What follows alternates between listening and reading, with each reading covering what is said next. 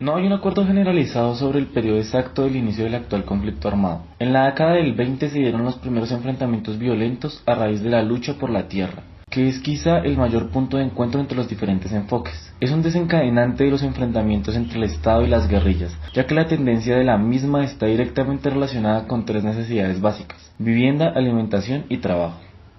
En 1946, el Partido Conservador llegó al poder cuando Mariano Ospina ganó las elecciones. Para evitar la violencia, repartió puestos entre sus opositores, pero al no hacerlo en todas las regiones, los combates aumentaron. Poco a poco, los liberales se armaron y empezaron a anticipar un enfrentamiento.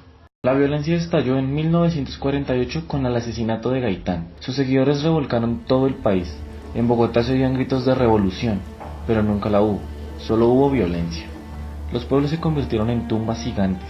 Se formaron guerrillas liberales y ejércitos conservadores, que por igual crearon terror en los ciudadanos. Estos enfrentamientos habían acabado con la vida de más de 300.000 personas cuando el general Rojas Pinilla dio un golpe de estado en 1953. Luego se decretó una ley general y la mayoría se desmovilizó.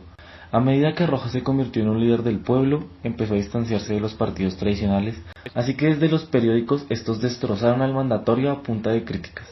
La solución de Rojas fue cerrar los comunicados y esto trajo protestas que, junto al bajo precio del café, la oposición de los partidos y los industriales, llevaron a la dictadura a su final.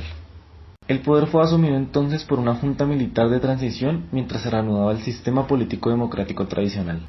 Pero, ¿cómo gobernar el país sin enfrentarse por el control de la burocracia? El Frente Nacional fue la respuesta. Los partidos tradicionales se repartieron los puestos y se alternaron el poder durante 16 años, y aunque la violencia bipartidista disminuyó, no terminó del todo.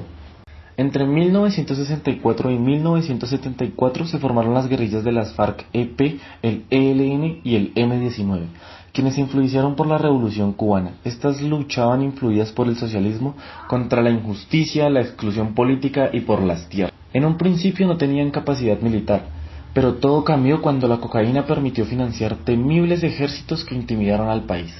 Cuando Betancourt inició las negociaciones con las guerrillas en 1982 y se sentaban a hablar de paz, las FARC aumentaba sus frentes gracias a la coca. Mientras tanto, el paramilitarismo de los años 80, que fue un conjunto de respuestas locales a la guerrilla, apoyados por mafiosos y militares, asesinaban liberales. Entonces el gobierno inició una guerra contra el combustible del conflicto, el narcotráfico. La respuesta del cartel de Medellín fue amedrentar a la población con bombas, asesinatos y secuestros, y así las décadas de los años 80 y 90 estuvieron marcadas por el terror. La situación empezó a cambiar cuando el ejército se modernizó con los recursos del Plan Colombia. Los paramilitares se desmovilizaron y las FARC sufrió duros golpes. Gracias a esto empezaron los diálogos de paz durante el gobierno de Uribe. Este proceso de negociación continúa y solo el tiempo dirá si realmente lograremos la paz para el país.